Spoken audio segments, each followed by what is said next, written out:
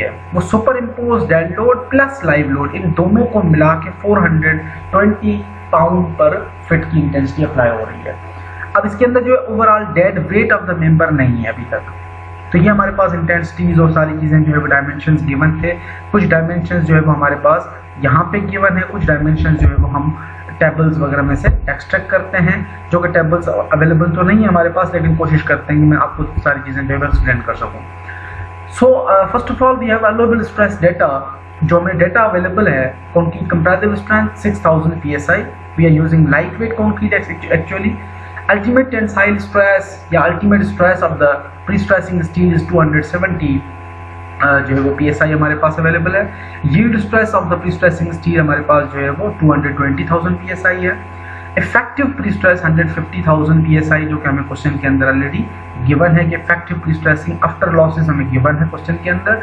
उसके बाद tensile stress, maximum tensile stress in concrete कितनी अलो है, 12 under FC dash. Under FC dash यहाँ पे हमारे पास टोटल 6000 कंक्रीट की कंपैरेटिव स्ट्रेंथ है, हमने यहाँ पे 6000 पुट की तो हमारे पास 9930 वैल्यू आ गई maximum allowable tensile stress in concrete की।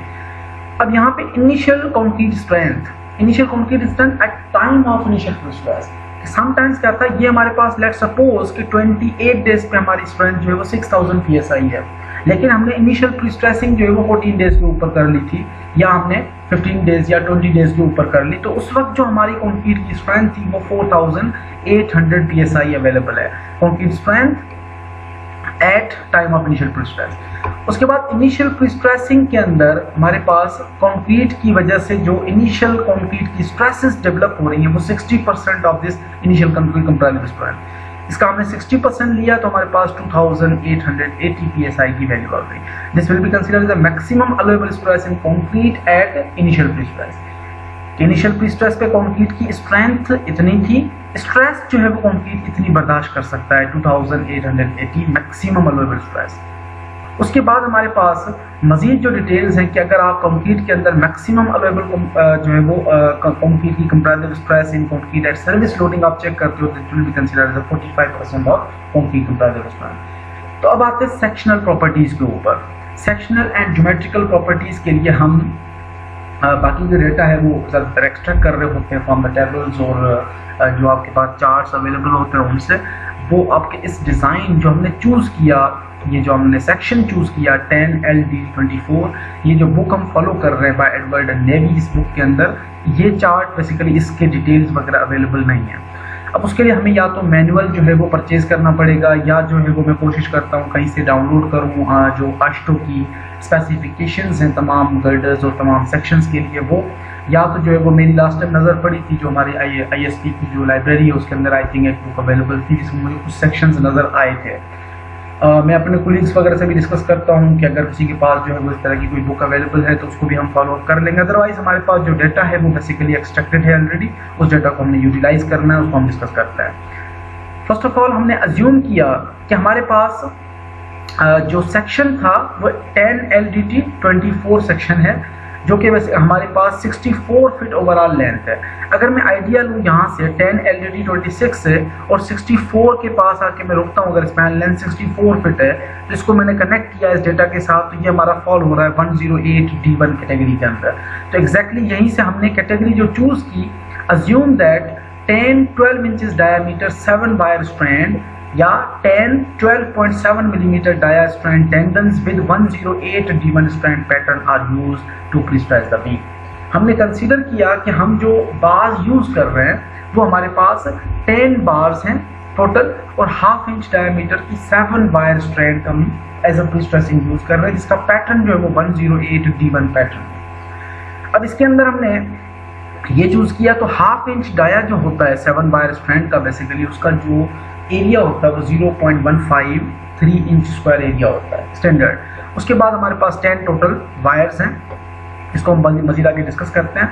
हमने जब ज्योमेट्रिकल प्रॉपर्टीज और 10LDT24 सेक्शन के जो टेबल्स थे उनमें से हमने जो बाकी डेटा एक्सट्रैक्ट किया वो क्रॉस सेक्शनल एरिया एक्सट्रैक्ट किया, जिस तरह से मैं आपको लास्ट यहाँ पे ऑलरेडी दिखा आया हूँ कि हमारे पास 10DT 26 का सेक्शन था, तो आपको तमाम एरिया भी मिला हुआ है सेक्शन का, मोमेंट ऑफ इनर्शिया भी मिला हुआ है, वाई बी वाई टी और तमाम पैरामीटर्स मिले हुए हैं, वेट भी मिला हुआ है। तो एग्जैक्टली इसी तरह से हमने इस सेक्शन का जब हमने डेटा एक्सट्रैक्ट किया तो हमारे पास कंक्रीट का एरिया क्रॉस सेक्शनल एरिया आ गया 449 inch square, moment of inertia हमारे पास आ गया 22,469 inch power 4, and radius of gyration basically is IC over AC, moment of inertia over cross sectional area, we got 50.04 inch square. Other additional data we got CB centroid to the bottom surface तक का distance, CT centroid to the top fiber distance, EC जो है वो हमारे पास eccentric distance है, EE again we have a distance, but वो आगे हम डिस्कस करते हैं कि ये डिस्टेंस बेसिकली किस चीज़ को रिप्रेजेंट करा रहा है। उसके बाद हमारे पास SB है section modulus with respect to the bottom fibre, ST section modulus with respect to the top fibre. उसके बाद हमारे पास WD है जो कि हमारा वेट है, dead weight of the section. अगर आप यहाँ पे देखें इस डिटेल के अंदर तो आपको यहाँ पे भी वेट मिला हुआ है। इस सेक्शन के लिए हमारे पास जो वेट है वो 72 पाउंड पर फिट है या 55, अगर लाइट वेट कंप्लीट होती है तो 55 पाउंड पर फिट। तो हमारे केस के अंदर इस सेक्शन के लिए 10 LDT24 के लिए हमें जो वेट मिला वो वेट हमारे पास है 359 पाउंड पर फिट। तो ये तमाम डेटा एक्सट्रैक्ट कर ली हमने तमाम कोड्स वगैरह से, और जो उसकी स्पेसिफिकेशंस थी हमने वहाँ से डेटा एक्सट्रैक्ट किया। उसके बाद आते हैं हम पहले मेथड के ऊपर, by using a solution bye using basic method of analysis. ये तो पहला मेथड था। अब pre-tensioning simply supported 10 LDT24 double T beam हम यूज़ कर रहे हैं, और उसके अंदर दो कंडीशंस थी हमारी। First initial conditions at prestressing, कि पहली कंडीशन क्या थी कि इनिशियल कंडीशंस हैं, इनिशियल प्री-स्ट्रेसिंग फोर्स अप्लाई हो रहा है, उसके लिए हमने जो है वो सॉल्व करना है। तो हमने पहले फर्स्ट ऑफ ऑल हमने कैलकुलेट किया area of prestressing bar. Area of prestressing bar we are providing 108 D1 pattern, जिसके अंदर हमने चूज किया कि 10 हाफ इंच डायमीटर बार्स हम यूज कर रहे हैं, यानी कि 10 हमारा 10 नंबर ऑफ बार्स आ गई। हाफ इंच डाया जो होता है 7 वायर स्ट्रैंड का, उसका एरिया जो है वो 0.153 इंच स्क्वायर होता है। हमने जब 10 से मल्टीप्लाई किया we got total prestressing area as 1.53 inch square. उसके बाद initial prestressing, now initial prestressing force, हमारे पास इनिशियल प्री-स्ट्रेसिंग फोर्स कितना आ रहा है? Initial prestressing force is equals to area of prestressing into the initial prestressing stress. हमने area of prestressing we got 1.53, और इनिशियल प्री-स्ट्रेस की जो हमारे पास स्ट्रेसेस थी इनिशियल प्री-स्ट्रेसिंग की वो हमारे पास 189,000 थी, जो कि ऑलरेडी क्वेश्चन के अंदर आपको गिवन है। Initial prestressing force before initial pre-stress before losses is 70% of ultimate stress which is 189,000 psi, जो कि हमारे पास 189,000 psi आ गया। तो टोटल इनिशियल जो हमारे पास प्री-स्ट्रेसिंग फोर्स आ गया वो था 289170 पाउंड। उसके बाद हमारे पास है इफेक्टिव प्री-स्ट्रेस। अब effective pre-stressing force again area into effective pre-stress. Area हमारे पास 1.53 था और इफेक्टिव प्री-स्ट्रेस क्वेश्चन के अंदर हमें गिवन है 150,000 psi। हमने मल्टीप्लाई किया तो इफेक्टिव प्री-स्ट्रेसिंग फोर्स हमारे पास आ गया 229500 पाउंड। सो अब आते हैं mid span self weight due to dead load movement. अब हमें क्वेश्चन के अंदर डेटा में हमें डेड लोड मिला था कि इस सेक्शन अगर हम चूज कर रहे हैं, ये वाला हमारा सेक्शन जो हम चूज कर रहे हैं 10 LDT24 वाला, इसका जो ओवरऑल डेड वेट था वो 359 पाउंड पर फिट था। अब डेड वेट की मूवमेंट कैलकुलेट करते हैं at the mid span of the section.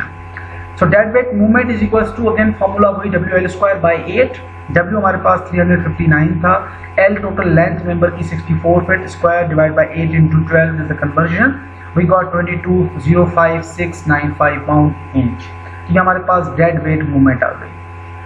अब from the basic equations of the basic method of analysis, जो कि हमारा बेसिक मेथड की जो इक्वेशंस थी for the top fibre and the bottom fibre, उन इक्वेशंस को हमने लास्ट लेक्चर के अंदर ऑलरेडी हम डिस्कस कराए थे।